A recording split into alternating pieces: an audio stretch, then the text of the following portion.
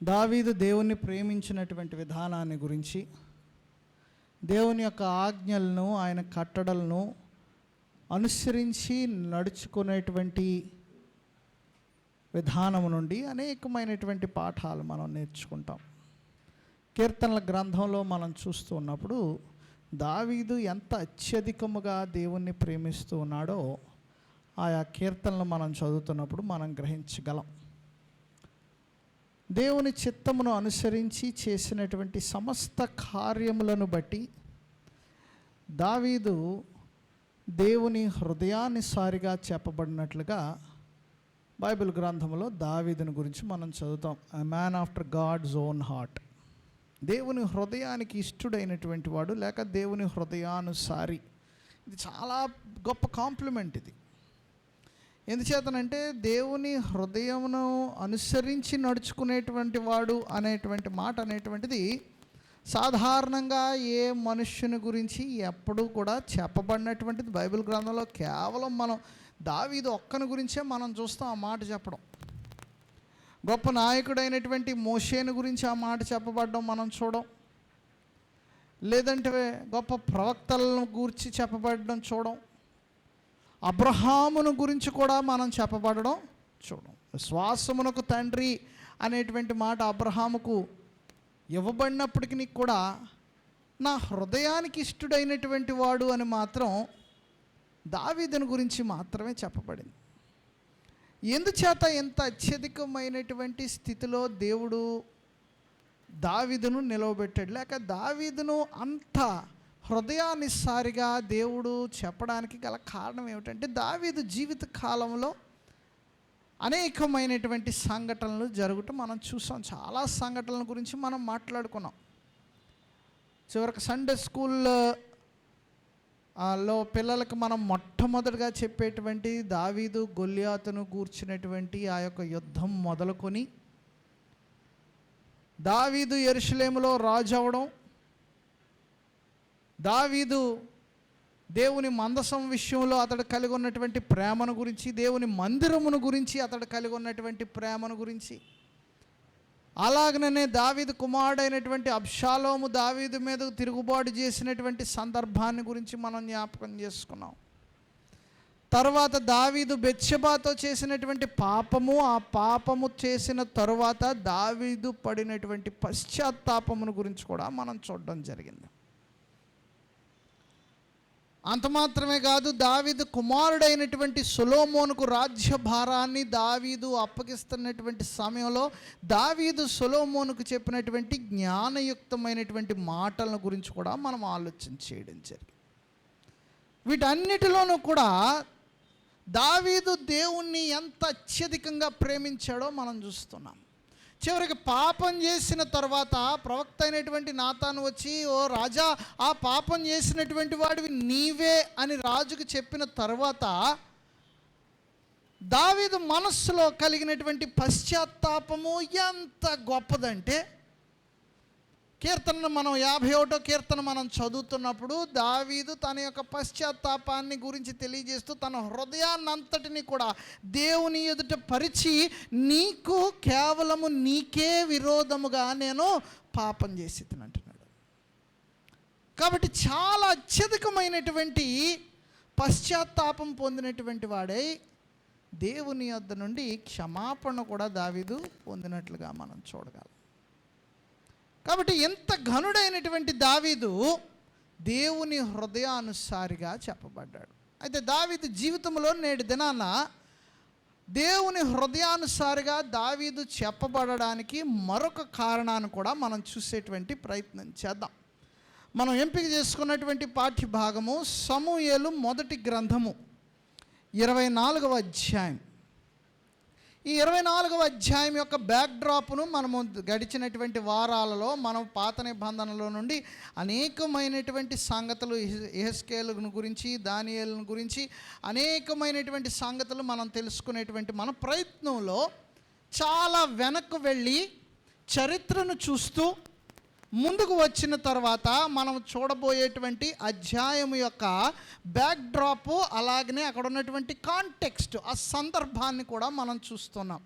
కాంటెక్స్ట్ని చూసిన తర్వాత ఆ సందర్భాన్ని చూసి ఆ సందర్భంలో ఉన్నటువంటి సంగతులను బట్టి మనము వ్యక్తిగతముగా అన్వయించుకొనదగినటువంటి పాఠములను మనం చూస్తూ వస్తున్నాం. కాబట్టి అదే మాదిరిని మనం కొనసాగిందాం. నేటి దినాన సమూయేలు రాసినటువంటి మొదటి గ్రంథము 24వ అధ్యాయము మన యొక్క పాఠ్యభాగం. అయితే దీని వెనక ఉన్నటువంటి బ్యాక్డ్రాప్ ఒకసారి మనం చూసినట్లయితే 16వ అధ్యాయము నుండి మనం చూడాలి. ఎందుచేతనంటే 16వ అధ్యాయము 13వ వచనంలో దావీదును ప్రవక్తయు న్యాయాధిపతి అయినటువంటి సమూయేలు ఇశ్రాయేలుపై రాజుగా ఉండడానికి అభిషేకించాడు. ఎందుచేత ఇశ్రాయేలుకు మొట్టమొదటిగా బెన్యామీను గోత్రము నుండి వచ్చినటువంటి సౌలును దేవుడు ఏర్పాటు చేసిన తర్వాత సౌలు దేవుని యొక్క చిత్తమును అనుసరించి నడవకపోవుట చేత, దేవుని ఆజ్ఞకు లోబడి ఉండకపోవుట చేత అమాలేకీయులను సర్వనాశనం చేయమని దేవుని నుండి ఆజ్ఞ పొందినటువంటి వాడు అయినప్పటికీ కూడా వారి దగ్గర ఉన్నటువంటి శ్రేష్టమైన బంగారాన్ని, జంతువులను తనతో పాటు తెచ్చుకున్నటువంటి రీతిని బట్టి సమూయేలుచే గద్దించబడ్డాడు. నీవు చేసినటువంటి ఈ పని ఏమిటి? బలులు అర్పించుట కంటే మాట వినుట శ్రేష్టము కాదా అని సమూయేలు తెలియజేసిన తర్వాత దేవుని యొక్క చిత్తాన్ని తెలియజేసాడు. ఏమిటంటే నీ రాజ్యము నీ వద్ద నుండి తీసివేయబడుతుంది. కాబట్టి ఆ రాజ్యమును తీసివేసిన తర్వాత రాజ్యాన్ని ఎవరికి అప్పగిస్తున్నాడు అంటే యెషై కుమారుడైనటువంటి దావీదునకు రాజ్యమును అప్పగించడానికి సూచనగా సమూయేలు దావీదును అభిషేకించడం మనం చూస్తున్నాం. రాజుగా ఏర్పాటు చేశాడు ఇశ్రాయేల్ మీద. 17వ అధ్యాయం దగ్గరికి వచ్చేటప్పటికి 45 నుండి 50 వచనాలు మనం చూస్తున్నప్పుడు గొలియాతు మీద దావీదు పొందినటువంటి విజయాన్ని గురించి చూస్తాం. అటు తర్వాత సౌలుచే దావీదు ఏర్పరచబడి ఇశ్రాయేలీల యొక్క ప్రధానులలో ఒకనిగా ఎంచబడినటువంటి వాడే. సమూయేలు మొదటి గ్రంథము 18వ అధ్యాయం 5 నుండి 8 వచనములు మనం చూస్తున్నప్పుడు, దావీదు సౌలు తనను పంపిన చోటకెళ్ళను పోయి సుబుద్ధి కలిగి పని చేసుకుని వచ్చాను కనుక సౌలు యోధుల మీద అతనిని నియమించాను. కాబట్టి సౌలు ఏం చేశాడంటే దావీదును అక్కడ ఉన్నటువంటి అధిపతుల మీద, ఆ యొక్క యుద్ధ నైపుణ్యత కలిగినటువంటి సైన్యాధిపతుల మీద అలాగనే యోధుల మీద దావీదును అధిపతిగా నియమించాడు. అంత మాత్రమే కాదు, ఫిలిస్తీన్ల మీద అతనికి కలుగుతున్నటువంటి విజయాలను బట్టి ఆ యొక్క దండులో కూడా దావీదు చాలా మంచి పేరును సంపాదించుకున్నాడు. వెంటనే 18వ అధ్యాయము 29వ వచనం దగ్గరికి వచ్చేటప్పటికి దావీదు మరీ ఎక్కువగా భయపడి దావీదునకు మరీ ఎక్కువగా భయపడి ఎల్లప్పుడూ దావీదు మీద విరోధముగా ఉండెను. సౌలుకు విరోధం వచ్చేసింది దావీదు మీద. ఎందుచేత? అసూయ వల్ల దావీదుకు కలుగుతున్నటువంటి ఆ యొక్క గొప్ప పేరు ప్రఖ్యాతలను బట్టి సౌలుకు అసూయ వచ్చి విరోధం పెట్టుకున్నాడు. చివరికి 20వ అధ్యాయం 42వ వచనం దగ్గరికి వచ్చేటప్పటికి దావీదు సౌలు యొద్ద నుండి పారిపోయాడు. సౌలు అతన్ని చంపడానికి సైన్యాన్ని వేసుకొని బయలుదేరాడు. అనేక చోట్ల వెతుకుతున్నాడు. 24వ అధ్యాయం దగ్గరికి వచ్చేటప్పటికి ఇప్పుడు మన యొక్క పాఠ్య భాగము దావీదుకు సౌలును చంపేటువంటి ఒక అవకాశం దొరికింది. అంటే ఎవరైతే తన ప్రాణాన్ని తీయడానికి ప్రయత్నం చేస్తున్నాడో అతనిని నేరుగా చంపేటువంటి అవకాశం దొరికింది. 24వ అధ్యాయం 1 నుండి 4 వచనాలు మనం చూస్తున్నప్పుడు, సౌలు ఫిలిష్తీయులు తరుముట మాని తిరిగి రాగా దావీదు ఎన్గేది అరణ్యమందున్నాడని అతనికి వర్తమానం వచ్చెను. అప్పుడు సౌలు ఇశ్రాయేల్ వారిలో 3,000 మందిని ఏర్పరచుకొని వచ్చి కొండ మేకలకు వాసములకు శిలాపర్వతము మీద దావీదు అతని జనులను వెదుకుటకై బయలుదేరెను. మార్గమునున్న గొర్రె దొడ్లకు అతడు రాగా అక్కడ గుహ ఒకటి కనబడును. అక్కడ గుహ కనబడింది. గుహ కనబడినప్పుడు సౌలు గారు బాత్రూమ్కి వెళ్ళాడు. ఇక్కడ అంటున్నాడు చూడండి, ఏమంటున్నాడు, సౌలు శంఖానివర్తికి పోగా అంటే బాత్రూమ్కి వెళ్ళాడు. బాత్రూమ్కి వెళ్ళినప్పుడు దావీదును అతని జనులను ఆ గుహ లోపలి భాగములో ఉండిరి గనుక దావీదు జనులు, అదిగో నీ దృష్టికి ఏది మంచిదో అది నీవు అతనికి చేయునట్లు నీ శత్రువుని నీ చేతికి అప్పగింతునని యెహోవా నీతో చెప్పిన దినము వచ్చెనని అతనితో అనగా.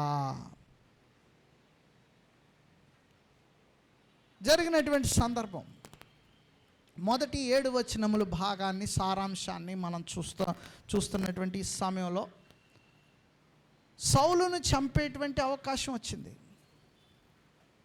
సౌలుని చంపేటువంటి అవకాశం వచ్చినప్పుడు అతనితో ఉన్నటువంటి వారు కూడా ఏమని జ్ఞాపకం చేశారంటే, నీ పగ తీర్చుకోవలసినటువంటి సమయం వచ్చిందని జ్ఞాపకం చేయలేదు. ఇక్కడ సమయాన్ని చూడండి, ఇక్కడ మాటలను జాగ్రత్తగా గమనించినట్లయితే నీ ప్రాణాన్ని రక్షించుకునేటువంటి సమయం వచ్చింది అనేటువంటి మాటను జ్ఞాపకం చేయలేదు.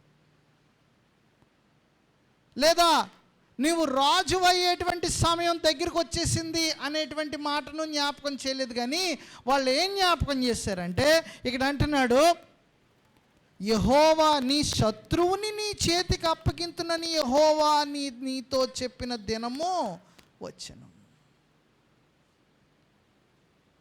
అంటే దేవుడు వాగ్దానం చేసినటువంటి మాటలను దావీదుకు జ్ఞాపకం చేస్తున్నారు. ఏమిటి? నీ శత్రువుని నీ చేతికి అప్పగిస్తానని. సో దావీదుకు he had every reason what so ever to kill సాల్. సౌలును చంపడానికి ప్రత్యేకమైనటువంటి కారణం ఏమీ వెతుక్కోనక్కర్లేదు. దావీదు కూడా తన మనసులో ఏమనుకోవచ్చు అంటే, ఇదిగో నాకు దేవుడు వాగ్దానం చేశాడు కాబట్టి ఈ సౌలును చంపడానికి నాకు ఒక అవకాశం దొరికింది. దేవుడే నాకు వాగ్దానం చేశాడు, నీ శత్రువుని నీ చేతికి అప్పగిస్తానని అన్నాడు కదా, కాబట్టి ఇతన్ని చంపడానికి అవకాశం నాకు దొరికింది కాబట్టి నేరుగా నేను వెళ్ళి చంపి నేను నా యొక్క ప్రాణాన్ని రక్షించుకోవచ్చు. దేవుడు నన్ను ఎందు నిమిత్తమైతే ఏర్పాటు చేస్తున్నాడో ఆయన చిత్తాన్ని కూడా, ఎందుకంటే అప్పటికే రాజుగా సమూయేలు రాజు దావీదును అభిషేకించేశాడు.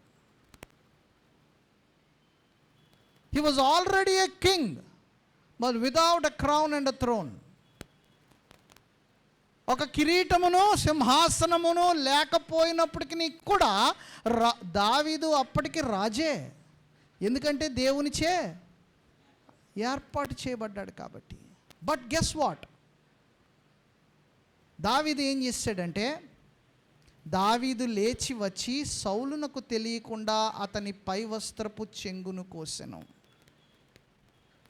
తర్వాత ఒక గొప్ప మాట, ఇతడు యెహోవా చేత అభిషేకము నొందిన వాడు గనుక యెహోవా చేత అభిషక్తుడైన నా ప్రభువునకు నేను ఈ కార్యము చేయును, యెహోవాను బట్టి అతని నేను చంపనని జనులతో చెప్పాను. దేవుని చేత అభిషేకించబడినటువంటి వాని పట్ల కూడా దావీదు కలిగి ఉన్నటువంటి వైఖరి చూడండి. దేవుని చేత అభిషేకింపబడినటువంటి వాడు కాబట్టే అతనికి కీడు చేస్తూ ఉన్నప్పటికీ కూడా దావీదు సౌలుకి ఎలాంటి హాని తలపెట్టలేదు. ఎందుకు తలపెట్టలేదు అంటే, సౌలు దేవునిచే అభిషేకించబడినటువంటి వాడు, దేవునిచే ఏర్పాటు చేయబడినటువంటి వాడు. ఎంత గొప్ప మాట. 9-11 వచనాలు కూడా చూద్దాం చూడండి. సౌలుతో ఇట్లనెను, దావీదు నీకు కీడు చేయనుద్దేశించుచున్నాడని జనులు చెప్పిన మాటలు నీవెందుకు వినుచున్నావు? ఆలోచించుము. ఈ దినమున యెహోవా నిన్ను ఎలాగు గుహలో నా చేతికి అప్పగించునో అది నీ కండ్లారా చూచితివే. కొందరు నిన్ను చంపుమని నాతో చెప్పినను నేను నీ యందు కనికరించి ఇతడు యెహోవా చేత అభిషేకము నొందినవాడు గనుక నా ఏలిన వానిని చంపనని నేను చెప్పి తిని, నా తండ్రి చూడుము, ఇదిగో చూడుము, నిన్ను చంపక నీ వస్త్రపు చెంగు మాత్రమే కోసి తిని గనుక నా వలన నీకు కీడు ఎంత మాత్రమునూ రాదనియు నాలో తప్పిదము ఎంత మాత్రమూ లేదనియు నీవు తెలుసుకొనవచ్చును. నీ విషయమై నేను ఏ పాపమును చేయని వాడనై ఉండగా నీవు నా ప్రాణము తీయవలనని నన్ను తరుముచున్నావు. ఎంత అద్భుతంగా చెప్తున్నాడంటే, దేవునిచే ఏర్పరచబడినటువంటి వాని పట్ల దావీదు కలిగి ఉన్నటువంటి గొప్ప గౌరవం అక్కడ మనకు కనబడుతుంది. దేవునిచే ఏర్పాటు చేయబడ్డాడు ఇతడు, దేవునిచే అభిషేకించబడినటువంటి వాడు. కాబట్టి ఇతడు ఎంత దుష్టుడైనప్పటికీ, ఎంత భయంకరమైనటువంటి మనస్తత్వం కలిగినటువంటి వాడైనప్పటికీ, ఎంత అసూయపరుడైనప్పటికీ, ఇతడు ఎలాంటి వాడైనప్పటికీ కూడా ఇతను చంపకుండా వదిలేయడానికి, కనికరించి విడిచిపెట్టడానికి గల ఒకే ఒక్క కారణం ఏమిటంటే, ఇతడు దేవునిచే అభిషేకించబడ్డాడు. ఇది చాలా గొప్ప స్వభావం దావీదులో. తర్వాత దావీదు తన యొక్క మనుషులకి ఏం చెప్తున్నాడు చూద్దాం. చూడండి, సౌలు విషయంలో 7వ వచనం, 24వ అధ్యాయము 7వ వచనం. ఈ మాటలు చెప్పి దావీదు తన జనులను అడ్డగించి సౌలు మీదకి పోనీయక వారిని ఆపేశాడు. 9, 11 వచనాల్లో మనం ఇప్పటి వరకు చదివాం. మనం తర్వాత 11, 12 వచనాలు మనం చూద్దాం. 12వ వచనం మనం చూద్దాం. నీకును నాకును మధ్య యెహోవా న్యాయము తీర్చును, యెహోవా నా విషయమై పగ తీర్చును గాని నేను నిన్ను చంపను. 26వ అధ్యాయము 11, 12 వచనాలు, క్షమించండి, 26వ అధ్యాయం, 24 చదివాను, 26, 11, 12 వచనాలు. యెహోవా చేత అభిషేకము నొందిన వానిని నేను చంపను, అలాగును నేను చేయకుండా యెహోవా నన్ను ఆపునుగాక. అయితే అతని తలగడ దగ్గరనున్న ఈటెను నీళ్ల బుడ్డెను తీసుకుని మనము వెళ్ళిపోదుము రమ్మని అబీషైతో చెప్పి, సౌలు తలగడ దగ్గరనున్న ఈటెను నీళ్ల బుడ్డెను తీసుకుని వారిద్దరూ వెళ్ళిపోయిరి.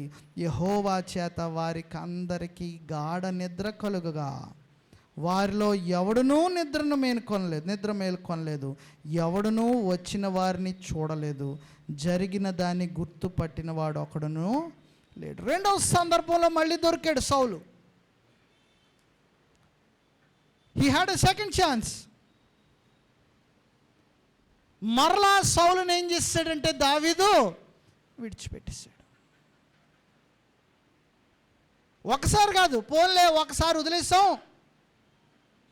రెండోసారి దొరికితే మాత్రం తప్పకుండా మనం వేసేద్దామని దావీదు అనుకోలా.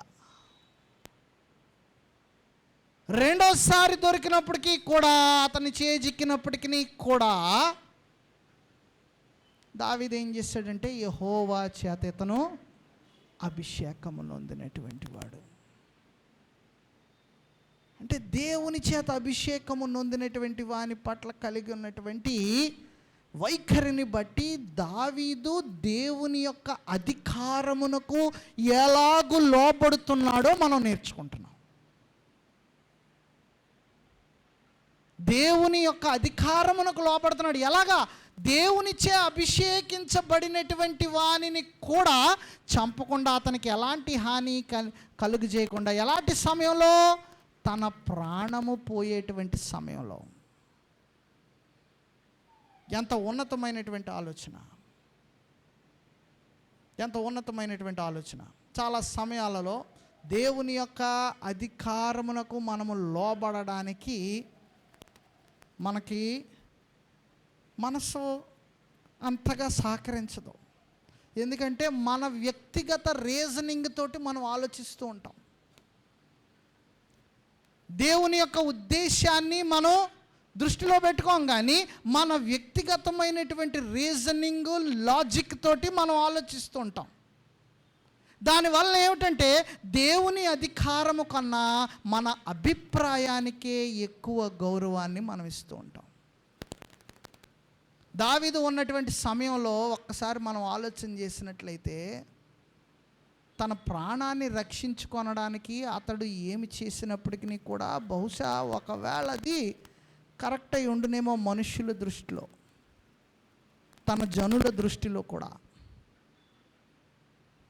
మన చట్టం ఉన్నది,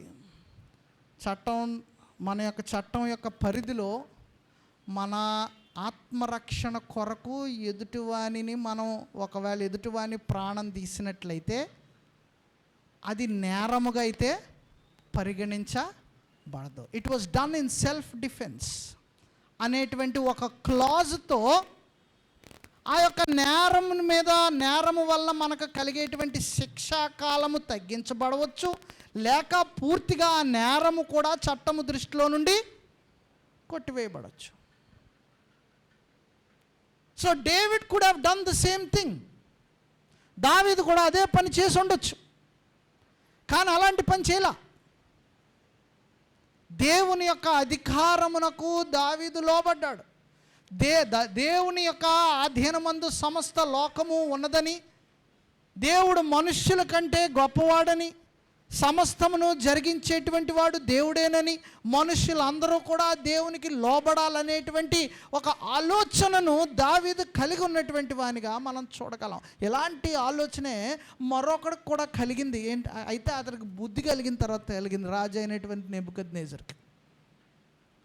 నెబుకద్నెజరు తాను చేసినటువంటి వాటిని అన్నిటినీ చూసి గర్వించి, ఇదంతా కూడా నేనే చేశాను, ఇదంతా కూడా నా వల్ల అయింది, ఇదంతటికి నేనే గొప్ప అని అనుకుంటే, నెబుకద్నెజరుతో దేవుడు ఏమన్నాడంటే, రే అబ్బాయి నువ్వు వెళ్ళి గడ్డి తింటావు అన్నాడు.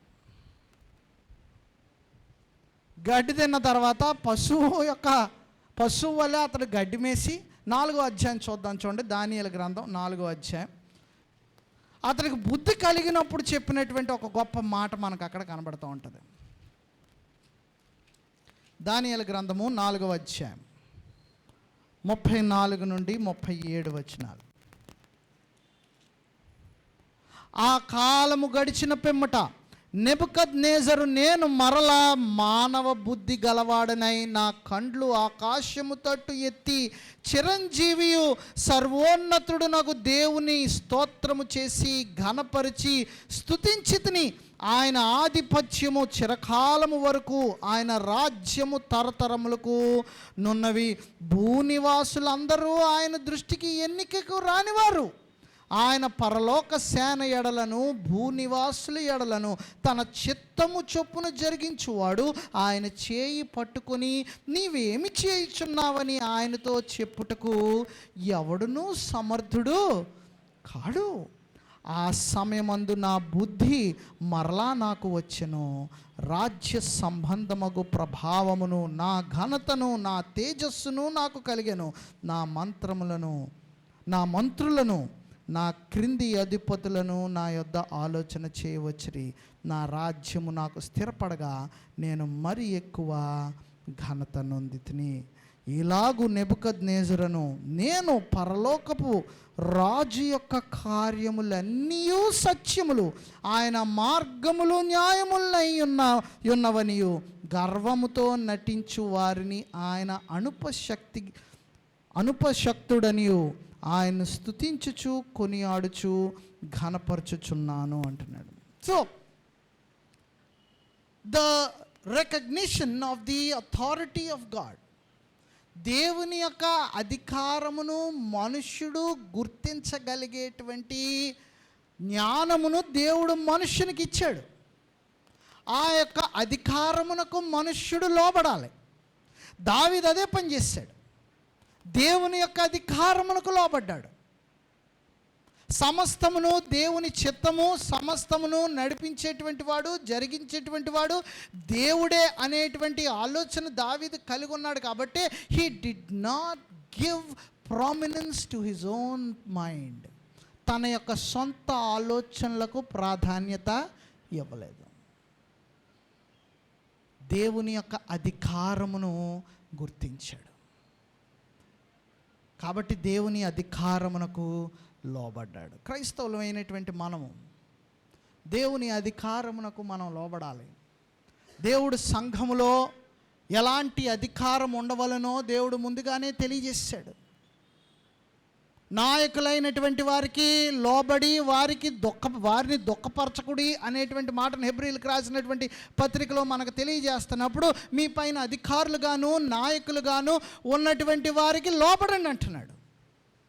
వారి మాట వినండి, వారు చేయు పనిని బట్టి వారిని దుఃఖపరచకండి అని తెలియజేస్తున్నప్పుడు, దేవుని చే ఏర్పరచబడినటువంటి వారికి మనుష్యుడు ఇవ్వవలసినటువంటి గౌరవము, మనుష్యుడు కనపరచాల్సినటువంటి విధేయత అక్కడ తెలియజేయబడుతుంది. కుటుంబ వ్యవస్థలో భర్తలకు భార్యలు లోబడాలి. ఇది దేవుడు ఏర్పాటు చేసినటువంటి విధానం, దేవుడు ఏర్పాటు చేసినటువంటి నియమావళి. కాబట్టి భార్యలు భర్తలకు లోబడాలి, తల్లిదండ్రులకు పిల్లలు లోబడాలి, సమాజంలో అధికారులకును నాయకులకును ప్రజలందరూ లోబడాలి. This is God's hierarchy of authority. దేవునికి లోబడాలి, దేవునిచే ఏర్పరచబడినటువంటి వారికి లోబడాలి, కుటుంబంలో భర్తలకు లోబడాలి, పిల్లలైనటువంటి వారు తల్లిదండ్రులకు లోబడాలి, సమాజంలో ఉన్నటువంటి వారు నాయకులకు అధికారులకు లోబడాలి. The recognition of authority, of ordained authority. దేవుడు ఈ యొక్క విధానాన్ని దేవుడు ఏర్పాటు చేశాడు. కాబట్టి మొట్టమొదటిగా దేవుని అధికారమునకు దావీదు లోబడ్డాడు. రెండవదిగా మనం చూసినట్లయితే దావీదు యొక్క వైఖరిని చూద్దాం. 8వ వచనం నుండి, సమూయేలు మొదటి గ్రంథము 24వ అధ్యాయము 8వ వచనం.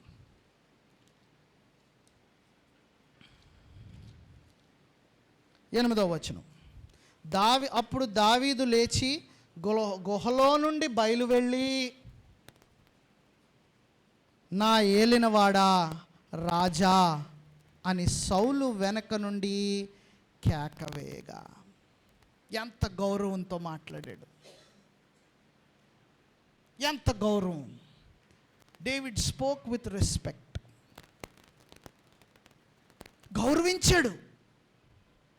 నా ఏలినవాడా రాజా. ఎలాంటి వాడిని, ఎన్నిసార్లు ఈటి వేసి దావీదును చంపాలని అనుకున్నాడు సౌలు.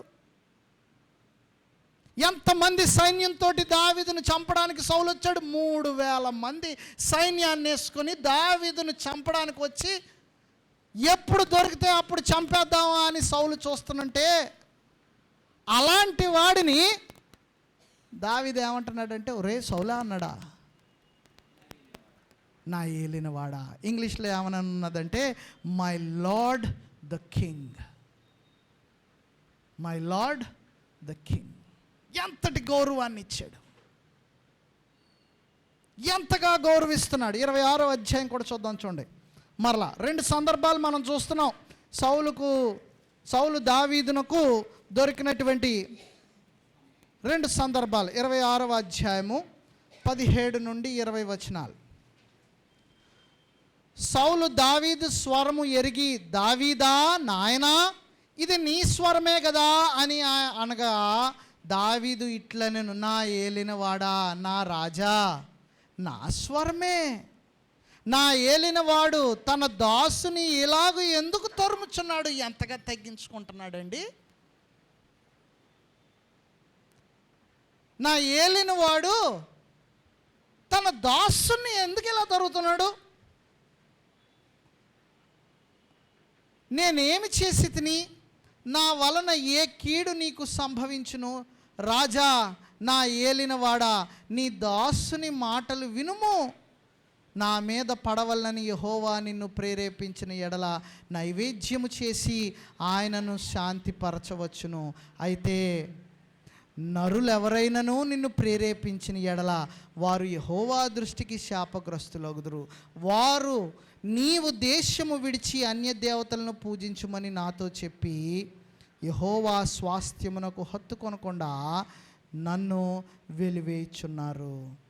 నా దేశమునకు దూరముగాను యెహోవా సన్నిధికి ఎడముగాను నేను మరణము నొందక పోవుదునుగాక.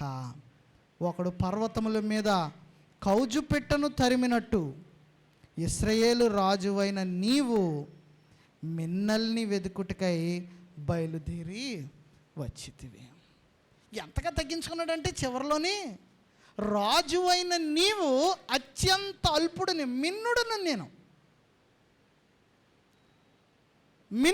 నేను, నన్ను నీవు చంపడానికి వస్తున్నావే. ఎంత గౌరవిస్తున్నాడు ఇక్కడ. ఎవరిని గౌరవిస్తున్నాడు? సౌలుని. ఎవరిని బట్టి గౌరవిస్తున్నాడు? దేవుణ్ణి బట్టి. సౌలుని గౌరవిస్తున్నాడు. ఎవరిని బట్టి గౌరవిస్తున్నాడంటే దేవుణ్ణి బట్టి. రెండోది సౌలు ఉన్నటువంటి స్థితిని బట్టి,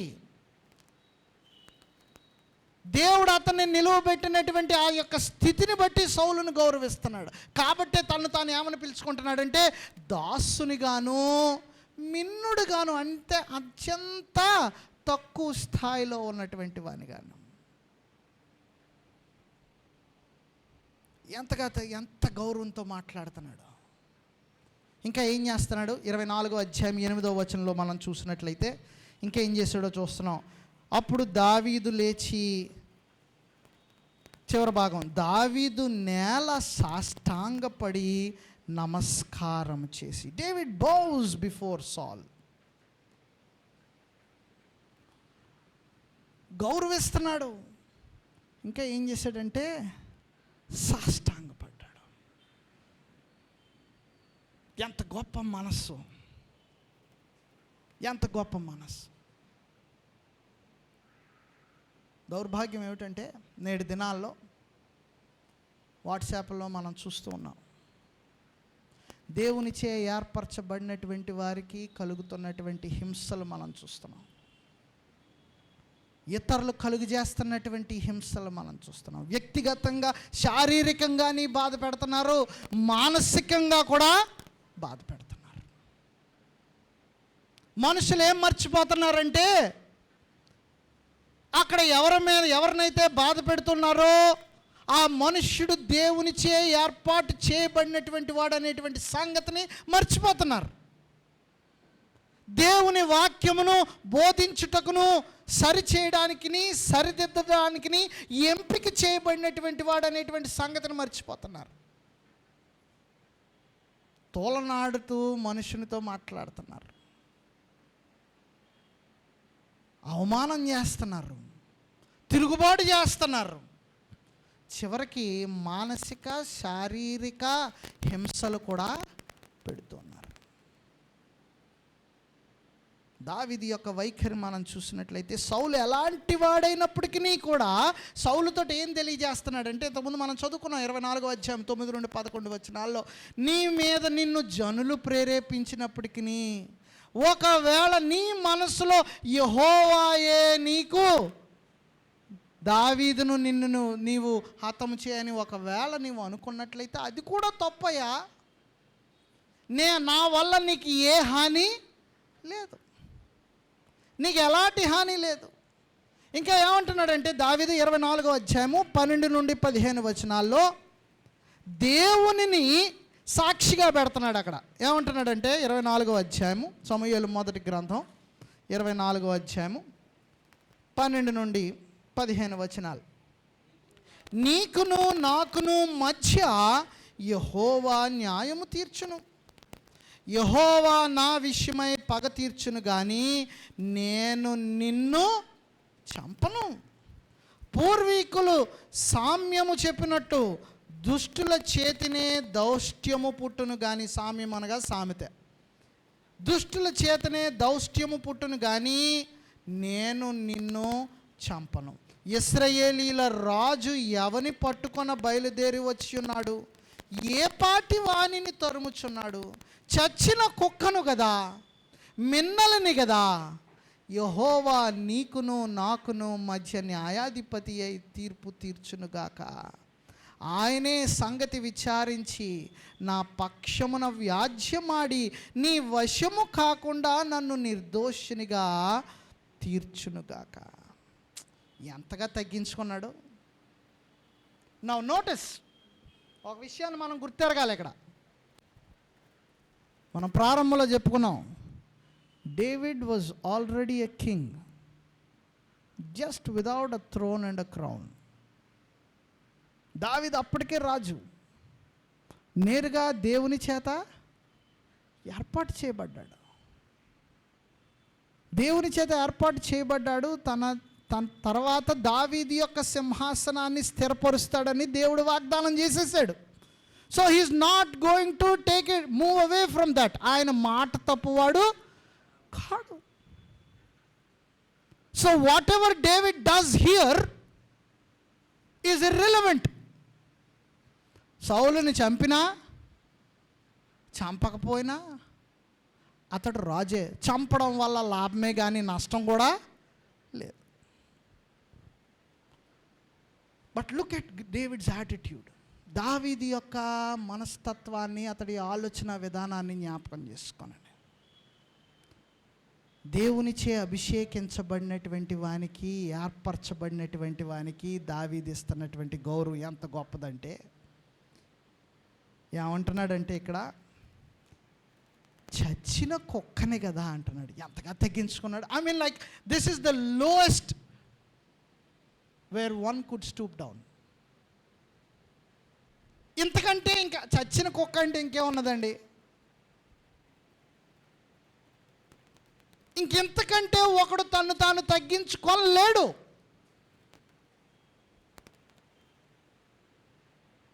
అంతగా తగ్గించుకున్నాడు. ఎవరి పట్ల? నౌ ఆల్వేస్ రిమెంబర్, ఒక సంగతి జ్ఞాపకం పెట్టుకోండి. ఎవరు ఎదుట తగ్గించుకున్నాడంటే, there are only 2 reasons why David is humbling himself. 2 కారణాలు. ఒకటి, అతడు దేవునిచే ఏర్పరచబడినటువంటి వాడు. 2, దేవునిచే, దేవుని యొక్క అధికారముచే అతడు నియమింపబడి ఏలుచున్నటువంటి వాడు. These are the only 2 reasons. తన మీద రాజుగా ఉన్నాడు, అనగా తన మీద అధికారిగా ఉన్నాడు. So David is submitting to Saul even when his life was at risk. రాజు అయినటువంటి వాడు తను చంపాలని చూస్తున్నప్పటికీ కూడా రాజుకు లోబడుతూ ఉన్నాడు. ఎంత అద్భుతం. 26వ అధ్యాయం 10వ వచనాన్ని చూద్దాం. చూడండి. యెహోవా జీవము తోడు, యెహోవాయే అతని మొత్తును. అతడు అపాయము వలన చచ్చును, లేదా యుద్ధమునకు పోయి నశించును. Only 2 ways that Saul would die. But none of those ways are going to be because of me.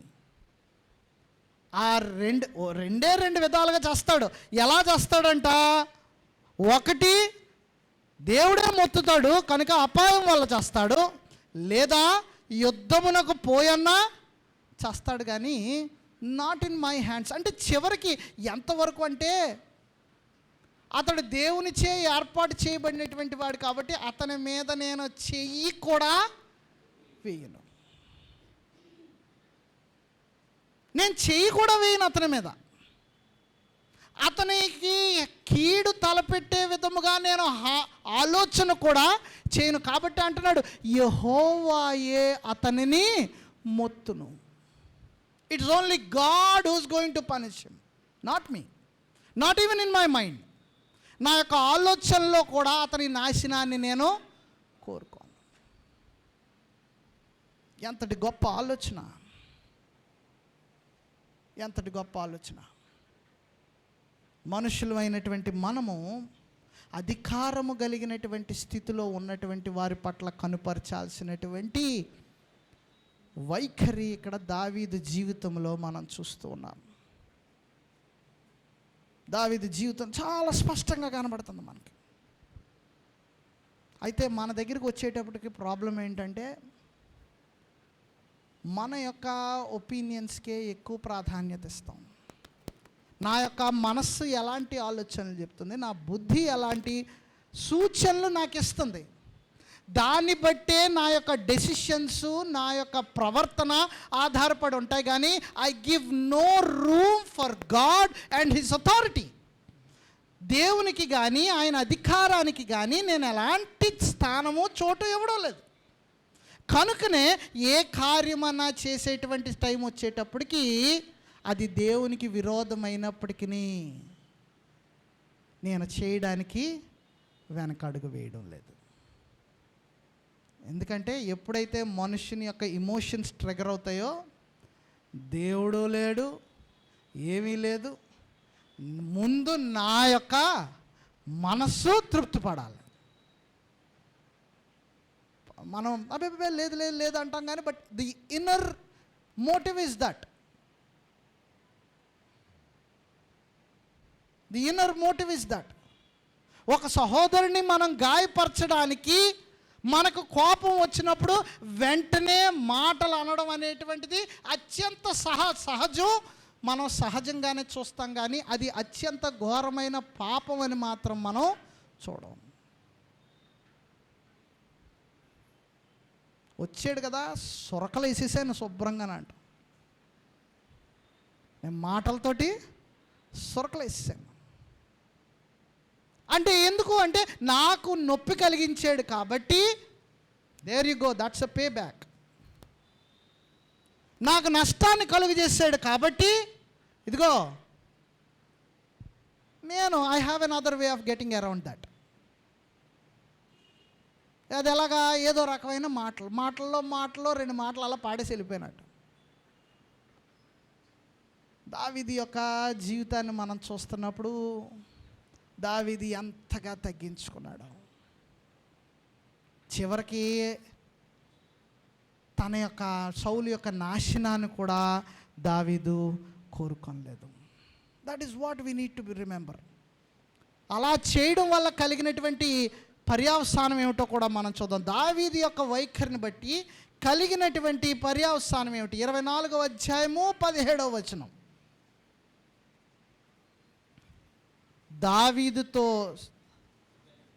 దావీదు ఈ మాటలు సౌలుతో మాట్లాడి చాలింపగా 16వ వచనం నుండి, సౌలు దావీదా నాయనా ఈ పలుకు నీదేనా అని బిగ్గరగా ఏడ్చి దావీదుతో ఇట్లనెను, యెహోవా నన్ను నీ చేతికి అప్పగింపగా నన్ను చంపక విడిచినందుకు ఈ దినమున నీవు నా అపకారమునకు ఉపకారము చేసిన వాడవై నా ఎడల నీకున్న ఉపకార బుద్ధిని వెల్లడి చేసితివి గనుక నీవు నాకంటే నీతిపరుడివి. బాబా,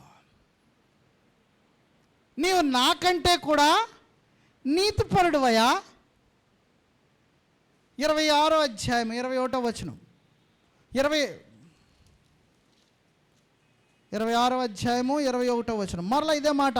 అందుకు సౌలు, నేను పాపము చేసి తిని ఈ దినమున నా ప్రాణము నీ దృష్టికి ప్రియముగా నుండిన దాన్ని బట్టి నేనిక కీడు చేయను. దావీదా నాయనా నా యొద్దకు తిరిగి రమ్ము, వెర్రివాడినై నేను బహు తప్పు చేసి తిననగా. ఎంత మార్పు వచ్చింది. Saul was awakened by his guilt. తన మనస్సే తన్నే వెంటనే ప్రేరేపించింది. ఏంటి? ఓరి సౌలా, నువ్వు బుద్ధిలేనోడివి, నీకంటే నీతిపరుడు అక్కడున్నాడు, నీవు అతని ప్రాణం తీయాలని నువ్వు చూస్తున్నంటే నీవు దొరికినప్పటికి నీకు కూడా నీ ప్రాణమును తీయకుండా నిన్ను వదిలిపెట్టాడు కదా, నీకంటే గొప్ప నీతిమంతుడు అక్కడున్నాడు రా బుద్ధిలేనోడా అని అతని మనసు చెప్తే సౌలు అంటున్నాడు, దావీదా నాయనా నీవు నాకంటే నీతిపరుడివి. కాబట్టి వెంటనే సౌలు ఇంకా అక్కడితో ఆగిపోలేదు. 24వ అధ్యాయము 18-19 వచనాల్లో సౌలు ఒక గొప్ప మాటని చెప్తున్నాడు. అక్కడ ఏమంటున్నాడంటే, ఒకనికి తన శత్రువు దొరికిన ఎడల మేలు చేసి పంపివేయునా? ఈ దినమున నీవు నాకు చేసిన దాన్ని బట్టి యెహోవా ప్రతిగా నీకు మేలు చేయనుగాక. 20వ వచనం చూడండి, ఏమంటున్నాడంటే సౌలు దావీదును రాజుగా ఒప్పుకుంటున్నాడు. ఇక్కడ he acknowledges David as the king అంటున్నాడు. చూడండి, నిశ్చయముగా నీవు రాజు వగుదువనియు ఇశ్రాయేలీల రాజ్యము నీకు స్థిరపరచబడిననియు నాకు తెలియను. అంటే నేరుగా దావీదు యొక్క ప్రవర్తన బట్టి సౌలు నేరుగా తెలుసుకున్నటువంటిది ఏమిటంటే he's got every character and quality to become a king. And not just that, కేవలం అది మాత్రమే కాదు, దేవుడు వాగ్దానం చేసినట్లుగా అతని యొక్క రాజ్యము స్థిరపరచబడుతుంది. 22వ వచనం వరకు చూద్దాం. చూడండి, 24వ అధ్యాయం. కాబట్టి నా తరువాత నా సంతతి వారిని నీవు నిర్మూలము చేయకుండునట్లును నా తండ్రి ఇంటిలో నుండి నా పేరు నీవు కొట్టివేయబడకుండునట్లును యెహోవా నామము నాకు ప్రమాణము చేయము. అంతటా దావీదు సౌలునకు ప్రమాణము చేసెను. సౌలు ఒప్పుకున్నాడు, నా తర్వాత నా పేరు కానీ నా కుటుంబం కానీ ఎవరు కూడా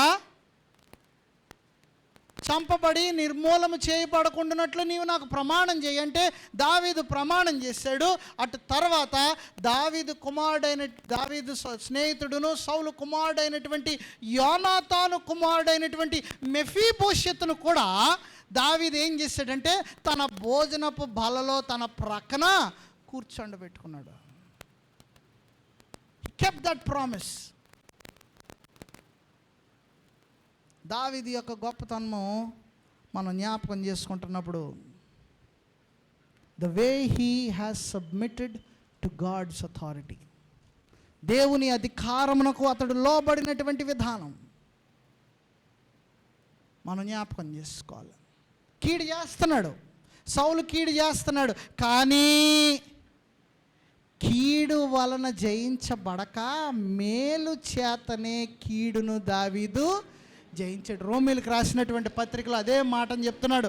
రోమీలకు రాసినటువంటి పత్రిక 12వ అధ్యాయం, రోమీలకు రాసినటువంటి పత్రిక 12వ అధ్యాయం 20-21 వచనాలు మనం చూస్తున్నప్పుడు అక్కడ అంటున్నాడు, కాబట్టి నీ శత్రువు ఆకలి కొని ఉంటే అతనికి భోజనం పెట్టుము, దప్పిక కొని ఉంటే దాహమిమ్ము. అలాగు చేయటం వల్ల అతని తల మీద నిప్పులు కొప్పగా పోయిదువు. కీడు వలన జయింపబడక మేలు చేత కీడును జయించుము. కీడు వలన జయింపబడక మేలు చేత కీడును జయింపు. What a beautiful verse.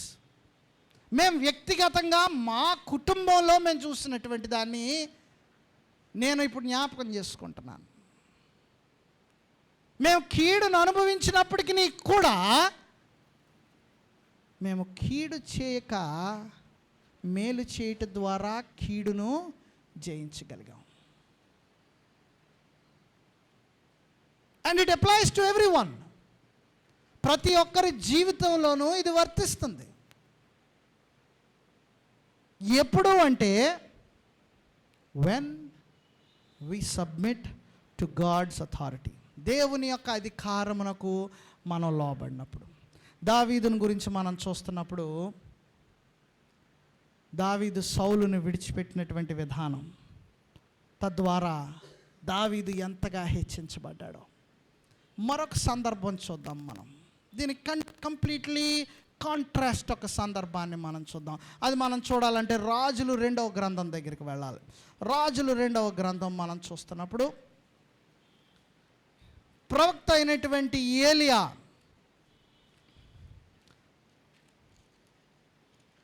ఆకాశమునకు ఎత్తుకొని పోబడినప్పుడు అతని యొక్క సేవకుడైనటువంటి ఎలీషా మీద అతడి దుప్పటి పట్టు వలన ఎలీషా ఏలియా తర్వాత ఏలియా చేసినటువంటి కార్యములను లేక ఆ యొక్క పరిచర్యను కొనసాగించవలసినటువంటి వాడై ఉన్నాడు. ఎలీషా ప్రయాణమై ఆ యొక్క సందర్భం అయిపోయిన తర్వాత ప్రయాణమై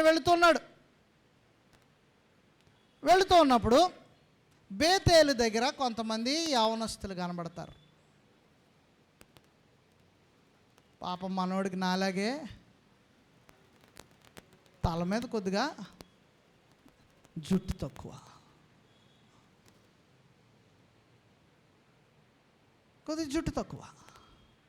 చూడండి ఒకసారి. రాజులు 2వ గ్రంథం 2వ అధ్యాయం. రాజులు 2వ గ్రంథము 2వ అధ్యాయం. రైట్, 23వ వచనం. అక్కడి నుండి అతడు బేతేలునకు ఎక్కి వెళ్ళెను.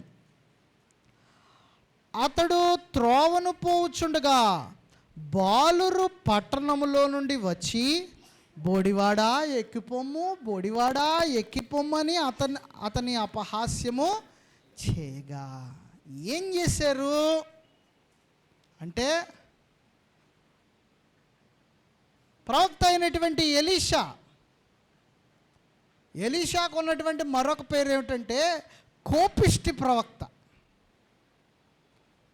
చాలా రోషం కలిగినటువంటి వాడు. దేని విషయంలో అంటే దేవుని విషయంలో, తన సొంతంగా కాదు, దేవుని విషయంలో రోషం కలిగినటువంటి వాడు.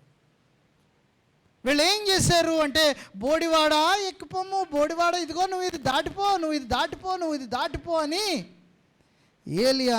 ఎలీషాను అపహాస్యం చేశారు.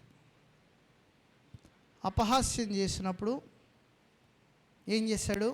అతడు వెనుకకు తిరిగి వారిని చూచి యెహోవా నామమును బట్టి వారిని శపించెను.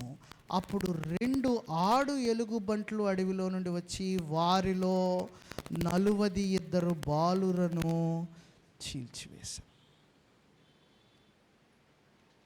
ప్రవక్త వెళ్తున్నంటే ప్రవక్తను అవమానపరిచారు కాబట్టి ఆ యొక్క బాలురకు కలిగినటువంటి శిక్ష. ఎందుకంటే ప్రవక్తను అవమానం చేయకూడదు, ప్రవక్త చెప్పినటువంటి మాటలను వారు అలక్ష్యం చేయకూడదు, ప్రవక్త మాటలకు లోబడాలి. ఎందుకంటే దేవుడు ప్రవక్త ద్వారా మాట్లాడుతున్నాడు కాబట్టి ప్రవక్తను అవహేళన చేయటం ద్వారా ప్రవక్త యొక్క కోపం కాదు, కానీ దేవుని కోపమే వారి మీద రగులుకుంది. ఏమిటి 2 సందర్భాల్లోని ఉన్నటువంటి దావీదుని గురించి చూస్తాం, ఎలీషాని గురించి చూస్తాం. ఒకటి, దావీదు హీ రెస్పెక్టెడ్ గాడ్స్ అథారిటీ. దేవుని చే ఏర్పరచబడినటువంటి వాడు అని సౌలు విషయంలో దావీదు ఏ హాని కలుగు చేయకుండా ఉండటం వలన దావీదు ఆశీర్వదించబడ్డాడు. ఇక్కడ ఉన్నటువంటి బాలురు తల్లిదండ్రులు సరిగా ఎదిగింప చేయలేదు, భయభక్తులు నేర్పించిన వాళ్ళు పిల్లలు వాళ్ళు. So whose responsibility is it అంటే తల్లిదండ్రులు to raise their kids right. పిల్లలను సరిగా ఎదిగింపజేసేటువంటి బాధ్యత తల్లిదండ్రులది. దేవుని పట్ల, దేవునిచే ఏర్పరచబడినటువంటి వారి పట్ల, దైవజనుల పట్ల కలిగి ఉండాల్సినటువంటి భయభక్తులు తల్లిదండ్రులు పిల్లలకు నేర్పించాలి. ఈ పిల్లలకు వారి తల్లిదండ్రులు నేర్పించలేదు కాబట్టి ప్రవక్తను వారు అవహేళన చేస్తూ ఓ బోడోడా బోడోడా బోడోడా అన్నారు. బోడివాడా ఎక్కిపోము. కలిగినటువంటి పర్యవసానం ఎలుగుబంట్లు ఎన్ని? 2. ఎంతమందిని? 42 మందిని. ఎక్కడన్నా మ్యాథ్స్ కుదురుతుందండి? 42 మందిని 2 ఆడ ఎలుగుబంట్లు. మగ ఎలుగుబంట్లు they are more ferocious than the female bears. రెండోది, ఎలుగుబంటి యొక్క స్వభావం మనకు తెలిసినట్లయితే, ఎలుగుబంటి దానికి ఆహారం దొరకగానే వెంటనే దాన్ని పట్టుకొని వెళ్ళిపోతుంది. ఉండదు, ఆహారం దొరకగానే పట్టుకుని వెళ్ళిపోతుంది. సో బహుశా maximum what that bear could have done is would have taken 2 of those boys. ఇద్దరిని తీసుకుని వెళ్ళాలి. 42 మంది. It shows the seriousness of God's anger. దేవుని యొక్క కోపము, దేవుని యొక్క ఉగ్రత యొక్క తీవ్రత మనకు అక్కడ చూపబడుతుంది. ఎప్పుడు? దేవునిచే ఏర్పరచబడినటువంటి వాని పట్ల సరైనటువంటి రీతిలో మనుష్యులు ప్రవర్తింపకపోయినట్లయితే. కేవలం పాత నిబంధనలోనే కాదు, క్రొత్త నిబంధనలో కూడా మనకి కొన్ని ఉదాహరణలు కనబడుతూ ఉంటాయి. అపోస్తల కార్యములు 5వ అధ్యాయాన్ని మనం చూస్తున్నప్పుడు పేతురు అననీయ సప్పేరాతో తెలియజేస్తూ ఉంటాడు, నీవు దేవునికి విరోధముగా నీవు పాపం చేస్తావు. There you go. పేతురుతోటి వారు అబద్ధం ఆడారు. ఎంతకే అమ్మేవా? ఎస్, ఇంతకే అమ్మాను. పొలాన్ని ఎంతకే అమ్మేవా? ఎస్, ఇంతకే అమ్మాను. అక్కడే పడి చచ్చారు.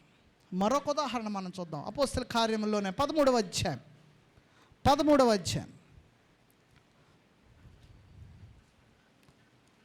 అధ్యాయము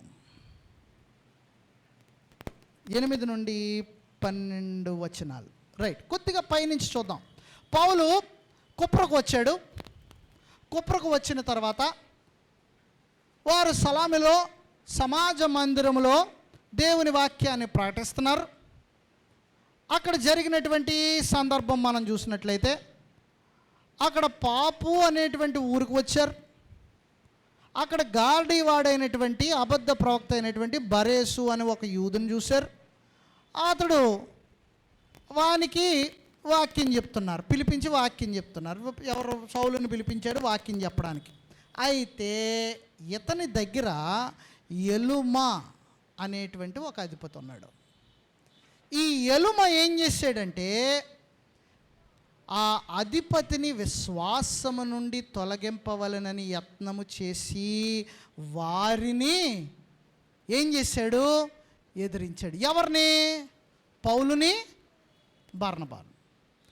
ఎలుమాను పేరునకు గాడ్రీవాడని అర్థము. అందుకు పౌలు అనబడిన సౌలు పరిశుద్ధాత్మతో నిండినవాడే అతన్ని తేరి చూచి సమస్త కపటముతోనూ సమస్త దుర్మార్గముతోనూ నిండినవాడా, అపవాది కుమారుడా, సమస్త నీతికి విరోధి, నీవు ప్రభు యొక్క తిన్నని మార్గములు చెడగొట్టుట మానవా, ఇదిగో ప్రభు తన చేయి నీ మీద ఎత్తి ఉన్నాడు. నీవు కొంతకాలము గృద్రివాడవై సూర్యుని చూడకుందువని చెప్పెను. వెంటనే మబ్బును చీకటియు అతని కమ్మెను గనుక అతడు తిరుగుచు ఎవరైనా చేయి పట్టుకుని నడిపింతురా అని వెదకుచుండెను.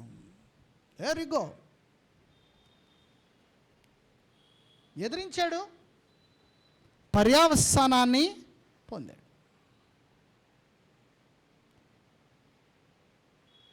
దేవుని యొక్క అధికారము పట్ల మనము కలిగి ఉండాల్సినటువంటి వైఖరి ఎలాంటిదో మనం చూస్తున్నాం.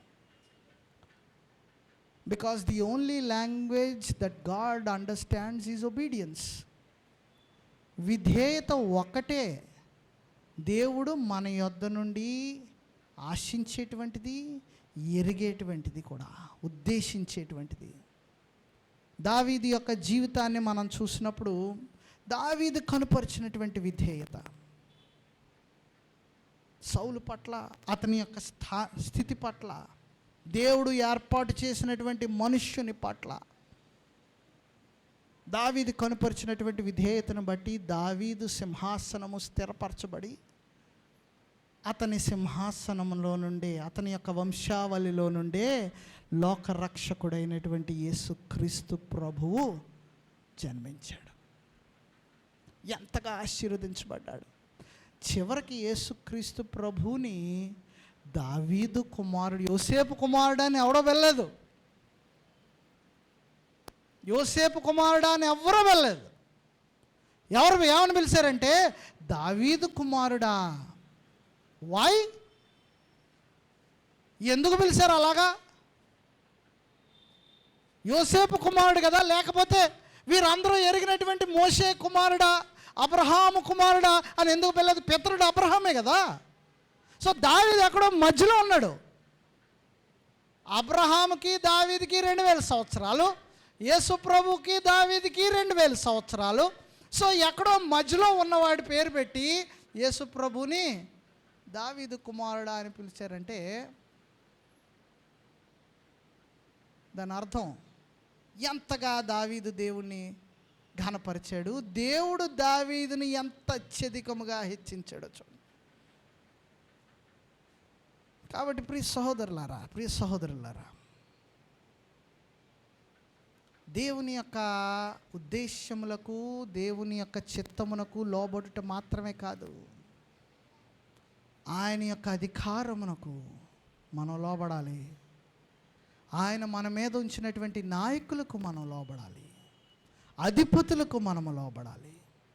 దేవుడు ఏర్పాటు చేసినటువంటి సంఘములోను, కుటుంబములోను దేవుడు రూపకల్పన చేసినటువంటి ఆ యొక్క విధానానికి మనం లోబడాలి.